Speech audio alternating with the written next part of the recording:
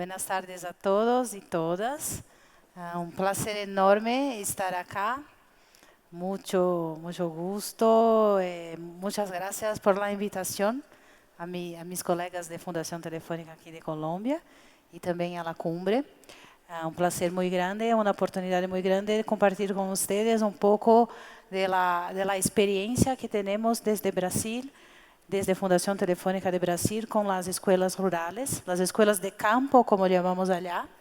No utilizamos solamente el término rurales, porque las escuelas de campo, como sabéis, son mucho más que rurales, tienen otras modalidades. Yo soy Mila, como ya me presentaron.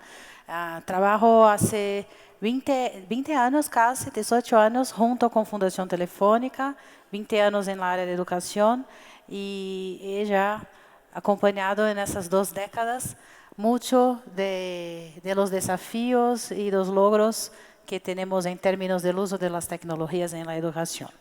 Entonces, perdóname por errores, ¿no? Yo hablo portugués, soy de Brasil, pero me esfuerzo para tener un español que sea comprensible, y lo que no sea comprensible, conto con una palabra que me pasó, pero está bien. Vamos allá. Entonces, esa es la temática de nuestra charla, hablar sobre la tecnología en el campo. Sabemos del desafío que es aún más grande do que las escuelas de las ciudades, y tenemos ya una jornada de 7 años de experiencia para compartir con ustedes. Antes de empezar, quiero hablar un poco de Fundación Telefónica. Creo que ya sabéis, tal vez, porque están aquí. Fundación Telefónica de Colombia es un socio de este evento, mas es siempre bueno lembrar que nuestra actuación ela es global, ela va mucho más allá, tanto de Brasil quanto de Colombia. Estamos en 17 países con la Fundación Telefónica, y ahora, más recientemente, con la Fundación Pro Futuro, llegamos a casi 34 países. Entonces, tenemos una abrangência muy grande, y esto nos da una posibilidad de troca, intercambio, que es de hecho muy rica. Creo que es uno de los diferenciales de nuestra institución. Y tenemos ejes que nos coordinan, ¿no? Que son ejes globales, y en Brasil he hecho una elección en la temática de la innovación educativa. Entonces, tanto que está ali abajo, van a mirar siempre innovación educativa. Esta es nuestra como que causa. Este es lo que nos move, y voy a empezar entonces con un video. Tengo 4 videos en esta presentación, espero poder pasarlos todos, porque las imágenes van a ser, a veces, mucho mejor do que yo. Então, vamos allá para que entendam um pouco esta ideia da inovação educativa.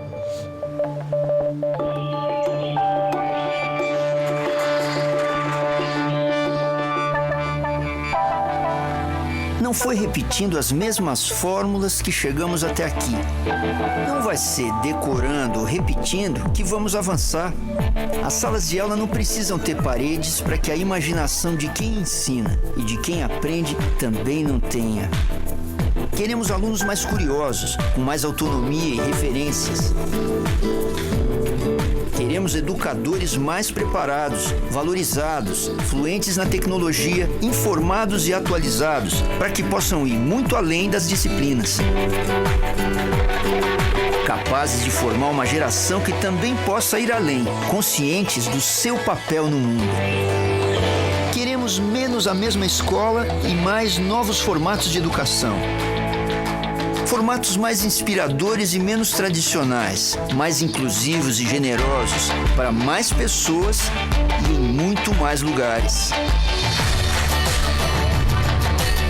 Queremos uma nova geração de protagonistas, empreendedores, cidadãos.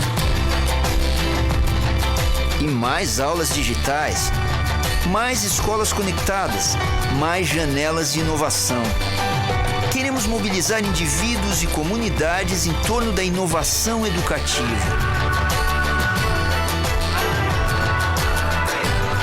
Porque a inovação e a educação são a chave para despertar o melhor de cada um nesse país que queremos. Porque com educação, o futuro tem um Brasil inteiro pela frente. Fundação Telefônica Vivo, comprometidos com a educação. Como sabéis, creo que acá, como hay Movistar, en Brasil hay Vivo. Entonces, indiferentemente de los otros países de América Latina, nuestra operadora, nuestra marca comercial es Vivo. Y por eso Fundación Telefónica Vivo. Creo que notaron en el video cómo la fuerza de esa idea de menos la misma escuela. Es esto que nos mueve. Nosotros no podemos, nosotros desde Fundación creemos que no podemos solamente mirar lo que pasa en la educación y estar como que asistiendo los resultados que hoy tenemos, pelo menos en la educación de Brasil, sin cambiar el modelo educativo actual. Y por eso esta es nuestra grande aposta, la innovación educativa. Contar un poco del contexto de Brasil para ustedes. Creo que muchos ya saben, ¿no? Un poco de quien tiene interés en educación, tal vez ya conozca algunos de los números, pero siempre es bueno recordar. En Brasil tenemos mucha gente en la escuela. Son casi 50 millones de alumnos, que sería como la población toda de Colombia. Son nuestros alumnos. Hay mucha gente. La educación pública es la más grande parte, ¿no? El gobierno es el más grande responsable, principal responsable por la educación. 79% de las escuelas son públicas y son gratuitas. Estamos hablando de 2.200.000 maestros. Realmente todo en Brasil toma una proporción que es gigantesca, por el tamaño del país, por la cantidad de personas, eso todo nos hace pensar en soluciones que puedan de alguna manera cada vez más llegar a más personas. Tenemos 186.000 escuelas, de estas son 140.000 escuelas públicas. O sea, para hacer el cambio de la educación, obviamente que hay que trabajar junto a los gobiernos. Y eso hacemos mucho en Brasil. Tenemos parcerías y sabemos muy bien el límite que hay entre nuestra actuación como una fundación empresarial y el gobierno, ¿no? Lo que cabe a nosotros, lo que cabe a ellos. Y esto está funcionando muy bien porque tenemos una serie de colaboraciones que van muy bien, como van a mirar un poco. Pasar un poco rápido porque el cronómetro es implacable. Aquí, este gráfico es la situación general de la educación de Brasil y él es muy ilustrativo. Entonces, de los 100 niños aún que adentran la escuela, sabemos que 95% de los niños van a la escuela. Entonces, hay aún una porcentaje significativa de niños que no van a la escuela, pero podemos decir que sí, la educación en Brasil está universalizada. De estos 100, solamente 76 concluyen la enseñanza primaria. O sea, perdemos ahí ya 25% de los niños que no logran pasar y continuar su educación. De los que continúan, solamente 35 saben matemática al fin de la primaria. Estamos hablando de niños de 11 años de edad. O sea, nuestro sistema no está logrando buenos resultados. Cuando adentran a la secundaria, y al final de la secundaria, solamente 7% de los jóvenes saben matemáticas. Entonces, este es nuestro desafío, ¿no? Estamos hablando cómo hacer para elevar la calidad de la educación, pero com uma educação que se dê conta das matemáticas, da língua, pelo não somente disso, das competências necessárias para esse século XXI, de uma atitude empreendedora, de protagonismo, de resiliência e todas as socioemocionais que sabemos que são muito importantes. Então, este é nosso pano de fundo, e aí que este é o cenário que nos move para cada vez mais poder de verdade apostar em um novo modelo educativo. Bem, se pensamos em las escolas urbanas e do campo, há aún uma diferença grande entre a qualidade das escolas rurais e do campo. Se as coisas não estão tão bem em las escolas de las cidades, em las escolas do campo estão um pouco pior, porque toda a infraestrutura, as condições de formação de los maestros não chegam a ser tão boas quanto de la cidade. Então, mirando de las escolas públicas que temos, 84.000 escolas são urbanas e 56.000 rurais. Se miramos em termos de porcentagem, a quantidade das escolas rurais é muito grande, mas a matrícula é mais pequena, porque são escolas muitas vezes mais pequenas, como sabéis, algumas de 5 alunos, outras de 12. As que he traído aqui como exemplo já são escolas rurais um pouco mais grandes, de 100 alunos, mas não ultrapassam isso. Então, por isso, a quantidade de alunos que estão nas escolas rurais são menores. As condições das escolas rurais também não são tão boas quanto das escolas da cidade. Temos aún 13% das escolas rurais sem rede elétrica. Água tratada não está em todas, banda ancha, internet. E aí sabemos que há uma população que tem o mesmo direito de educação e desenvolvimento que os que estão na cidade. Então, trabalhar com as escolas do campo ha sido, para a Fundação Telefônica de Brasil, uma prioridade desde 2012. Aqui estão os dados que mostram, né, a diferença do promédio da educação entre a cidade e entre o campo. E que resulta isso? Resulta que as pessoas que estão no campo acabam muitas vezes mirando a possibilidade de sair do campo como a única possibilidade de ter o sucesso em sua vida e não fazem uma saída por uma opção, muitas vezes é como a única opção. E que acreditamos que sim, as pessoas do campo têm que ter seu desenvolvimento garantizado para que possam sair, mas se isso ha sido uma opção.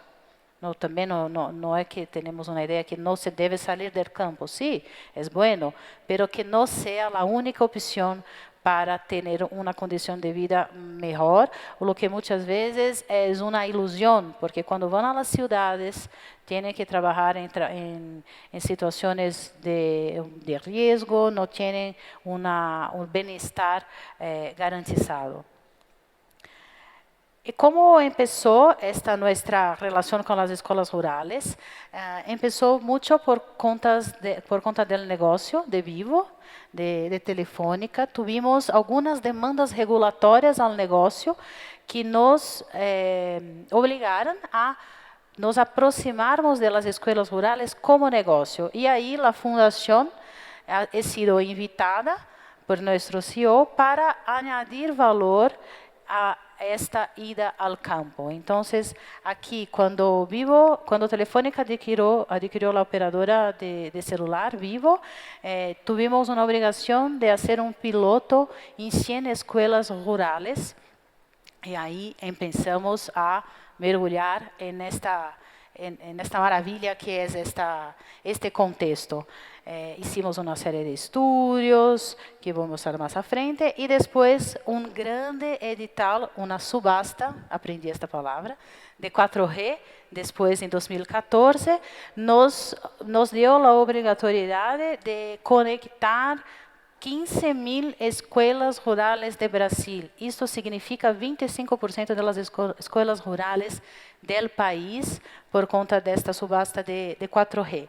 Então, tudo que havíamos como fundação aprendido en el piloto de 100 escuelas, después tomó una proporción muy más grande y nos hizo llegar a mucho más escuelas.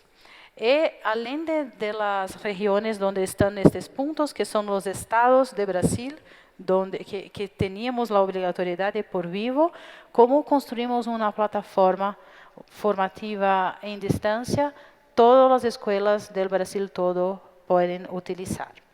Este que muestro para vocês agora, que é esta linha do tempo, não? Então, quando começamos, hicimos diagnósticos, hicimos estudos com a Unesco, fomos conhecer que é a escola, quais são as escolas do campo, quais são seus maiores desafios e suas fortalezas. Empezamos 2 pilotos em 2 escolas do campo, uma ao sul do país e outra no nordeste do país, que são coisas totalmente distintas do Brasil, né? Como se foram dos países que têm renda per capita, nível cultural, nível de formação de maestro absolutamente distintos. E empezamos esta capacitação de docentes primeiro para um grupo mais pequeno.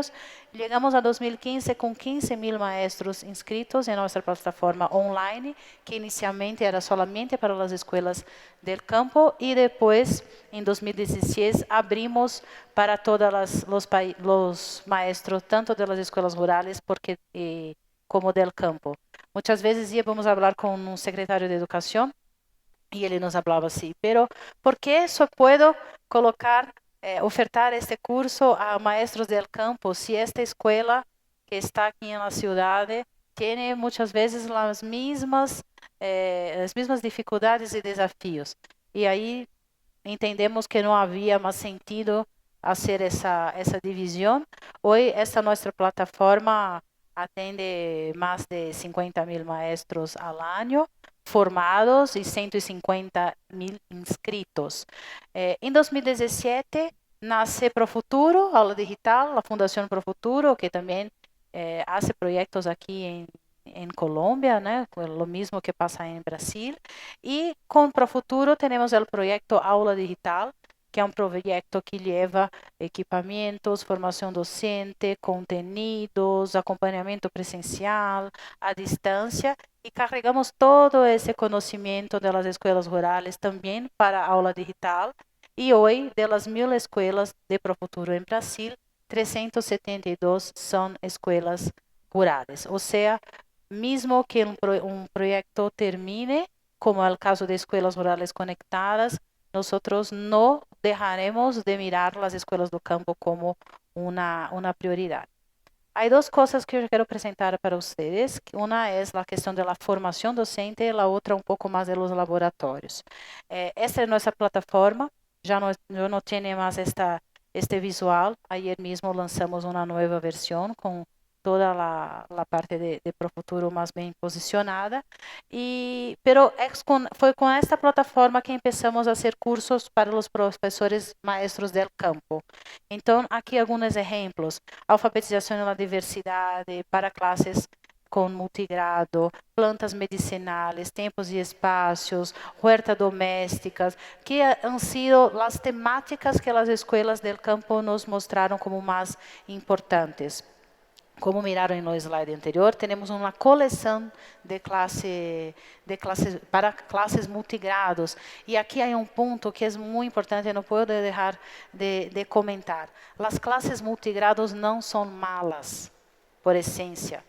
O que é malo é quando um maestro que não está preparado para trabalhar com crianças, niños que têm idades diferentes, em metodologias inovadoras, tem que fazer isso. Finlândia é optado por classes multigrados. Então, esse é algo que em Brasil, às vezes, há um preconceito, uma visão de que o malo da escola rural é que as classes são multigrados. Não, é muito bom poder trabalhar em classes heterogêneas. E o material, todas as pesquisas que hicimos nos mostraram isso. Pero el maestro necesita de una formación, un entrenamiento, una estructura distinta. Ele não pode enfileirar metade da sala, da classe, mirando a um quadro, ponen as coisas no quadro, enquanto a outra metade mira a outra parede, enquanto um copia, ele vai ao outro e copia novamente, faz outras anotações para as outras crianças de idade diferente. Isto não é uma classe de multigrado, este é um ajuntamento de niños de idades distintas, com um maestro se desdobrando para passar conteúdo, que já também sabemos que não é mais o principal papel do maestro em século XXI. Então, vou deixar uma maestra contar um pouco mais sobre nossa plataforma de formação, uma maestra de uma escola do campo. Com 6 anos, não tinha livros quase, não tinha acesso a nenhum tipo de tecnologia. E andava 1h30 para estudar. Então a escola era longe da minha casa, era a pé que ia e a gente pegava carona até em carro de boi. Eu levanto de manhã, pela manhã, tomo um cafezinho, sento, vou acessar a plataforma, vou colocar meus estudos em dia. Depois, quando é por volta de 10h30, a van passa aqui e pega para ir trabalhar.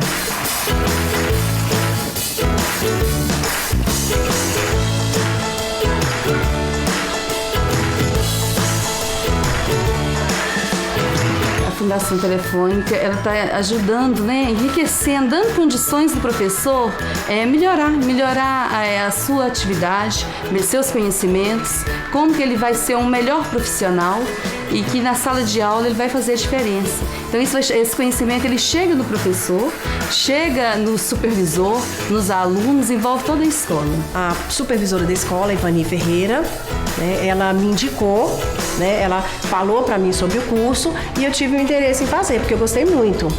E assim que eu fiz o primeiro, eu quis fazer vários outros, porque teve um conhecimento muito grande, eu vi que era muito inovador, você pode interagir com outros professores de outras localidades, então assim, amplia o conhecimento. Ivani está fazendo curso na plataforma Escolas Conectadas para a Educação Antirracista. Foi quando ela sugeriu esse livro. E eu achei muito interessante. Comecei a trabalhar com meus alunos, para eles verem, que na verdade não existe uma cor de pele, Nós somos todos coloridos. A minha ansiedade para trabalhar todas as oficinas que tem lá com os meus alunos é muito grande. E espero um dia desenvolver uma oficina diferente também e mandar uma ideia para lá, porque as pessoas também possam, participar. O professor é também um pesquisador, alguém que deve buscar constantemente atualização profissional, novos conhecimentos, novas estratégias para auxiliar o seu aluno a se desenvolver. E nesse sentido, a formação continuada é sem dúvida um caminho interessante. Ela tem auxiliado muito a nossa vida, assim, enquanto professor. Eu falo que a gente consegue coisas que talvez a gente não consegue nos livros didáticos, a gente não consegue buscar isso na Secretaria de Educação, e eles vêm fornecendo para a gente material novo. Um dos cursos que eu fiz pela plataforma foi sobre o pomar. A partir do curso, eu tive a ideia de montar uma horta com meus alunos. Nós ainda temos um desafio vivenciado pela escola, Mas à medida que o professor se vê também como um aprendiz e a criança como alguém capaz de construir conhecimento, ensinar e compartilhar esses conhecimentos, que ela constrói, a escola pode ganhar um novo sentido. Essa igualdade, que a gente está aprendendo no dia a dia. A gente aprende uns com os outros. A gente está saindo do tradicional, buscando coisas novas e trazendo para a realidade dos nossos alunos. A instituição, por si, ela absorveu assim, esses cursos, uma vez que tem vários professores da escola fazendo, então são vários professores buscando inovação. Então a escola como um todo, ela cresce junto. Eu fui aprimorando, fui melhorando a minha prática pedagógica, então hoje eu tenho mais facilidade. É como se eu estivesse no escuro e tivesse acendido a luz. Muito bem. Este é um vídeo que me encanta. Esta é uma maestra de Brumadinho, a cidade onde tivemos aquele desastre natural, muito próximo de Brasil, Brumadinho, a barragem caiu, não sei, creio que escutaram por aqui, e é um destaque muito grande de nossa plataforma.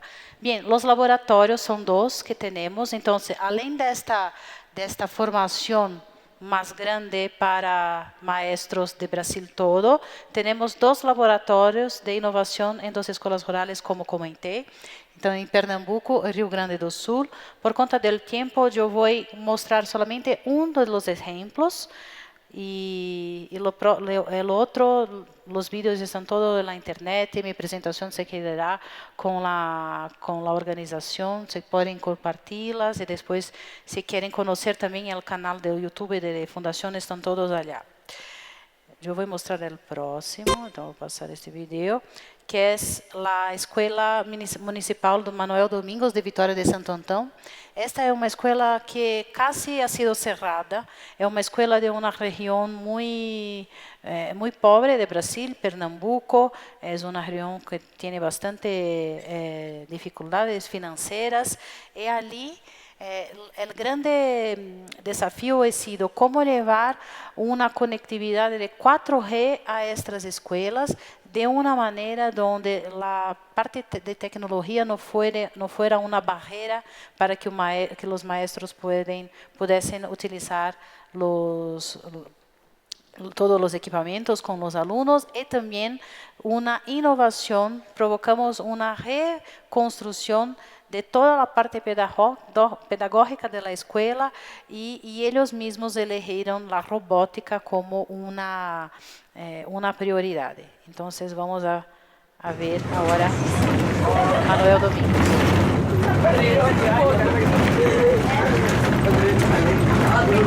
Hoje a gente cria juntos, a gente discute juntos. Nós, professores, descemos um pouquinho do pedestal e os alunos passam a fazer um papel junto com a gente. Não tem mais essa distância que até um certo tempo aqui na escola existia, né? Hoje a gente tem todo esse momento de troca. Perdona-me, este é de Rio Grande do Sul, mas vamos em este.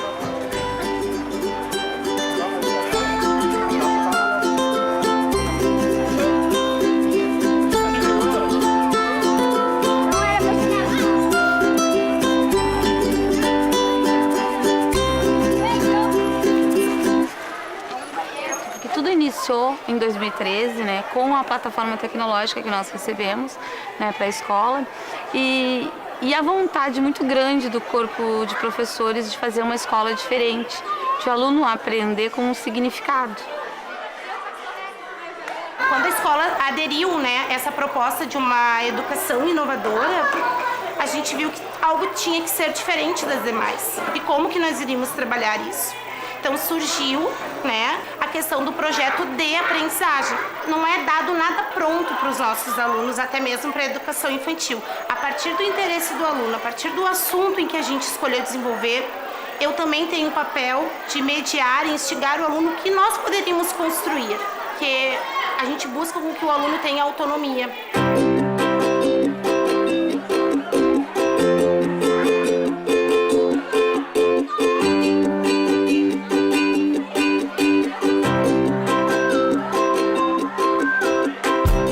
A inovação está nessa maneira de ensinar diferente e de troca, porque nós aprendemos muito com eles.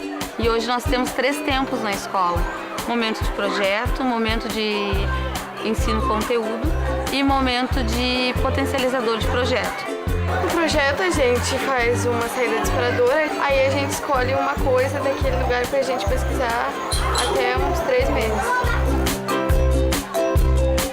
Ele tem um momento onde a gente faz uma espécie de oficina que apoia o projeto com tecnologia, com aplicativos, né, que os alunos precisam para poder estar aprofundando o trabalho do projeto, e um momento de oficina que ela é mais livre, onde eles trabalham mais o corpo, a questão do teatro, né, a questão da dança.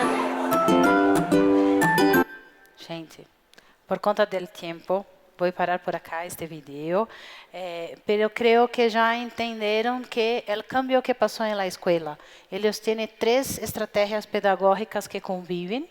Os niños sí estão misturados em las edades, em alguns de los momentos, e eu queria mostrar pouco de los resultados desses pilotos. UNESCO é uma parceira nossa na avaliação de escolas rurales conectadas e de nova escola desde 2012, e aqui há uma breve visão de del avanço de algumas das dimensões que o projeto toca. Então, tivemos, sim, crescimento em la gestão pedagógica, em las práticas inovadoras, em las competências do século XXI, principalmente comunicação, colaboração e criatividade, que han sido as três que nós hicimos mais foco, e uma inspiração para outros. Isso é muito importante, né? Então, por exemplo, estar aqui contando aí sobre esta iniciativa é um movimento de inspiração. La Zeferino López de Castro, por exemplo, é uma escola de uma rede que tem 56 escolas. E agora, todas as escolas da rede também estão passando por um processo de inovação. Aqui um pouco sobre a sistematização de conteúdos que hicimos e, por final, eu vou passar solamente 1 minuto de los 30 que eu tive. He traído um pouco dessas palavras que me parece que são conceitos claves e que creio que puderam perceber que durante a apresentação se repetiram. O contexto é muito importante. A inovação, a tecnologia na escola rural tem que ser contextualizada. A realidade de uma escola não é a mesma da outra. Não há uma solução pronta que vai caber em todas as escolas, em todos os lugares. Há que se considerar a comunidade onde está a escola. Há que involucrar esta comunidade. Há que construir laços de confiança entre os maestros, entre os padres, entre a Secretaria de Educação, porque a inovação é um movimento de risco. Sabemos que muitas das coisas não vão funcionar. Temos que estar abertos como grupo, como coletivo, assim a ter ideias, a implementar ideias, algumas deixar para trás e outras continuar, senão não há inovação. A colaboração é fundamental. Não existe mais espaço para aquele maestro que é o mais bueno a hacer a revolução solo. A qualidade de educação só vai ser alcançada em um processo muito estreito de colaboração. São necessárias condições mínimas. Também não se hace milagro se não temos as condições necessárias. E muitas vezes, mirar para o que já temos é um ponto muito importante. E não somente quedar sonhando com uma conectividade que não tenho, com 30 tablets que não tenho, e só tenho 2, e não tenho, então não hago porque não tenho o tempo. Os conteúdos, a conectividade, a comunicação, a construção da sustentabilidade, tudo tem que se quedar na escola. O mais importante de todo isso é o desenvolvimento profissional do maestro e da equipe escolar. Isto é o mais fundamental. E, por fim, coragem. Coragem, porque realmente o desafio é muito grande. Os niños, as niñas e os jovens necessitam. Nós temos esse compromisso com o país, com o mundo. Então, não podemos nos quedar como que ali parados. Há que ter muita coragem. Aí estão meus contatos, estão as redes sociais de fundação. Invito a que nos sigam, nos acompanhem, tanto de Brasil quanto de fundação aqui de Colômbia, e as demais também. Sempre há muita coisa, e as demais que aún têm conteúdo em espanhol para vocês. Pode ser muito valioso. E agradeço muito a atenção de todas, a invitação, mais uma vez. Espero que tenha apreciado esses minutos acá e tudo que he mostrado. E estou à disposição também, estarei aqui um pouquinho mais, aqui abaixo, para quem queira conversar e fazer um par de perguntas. E ha sido quase pontual. Muitas graças.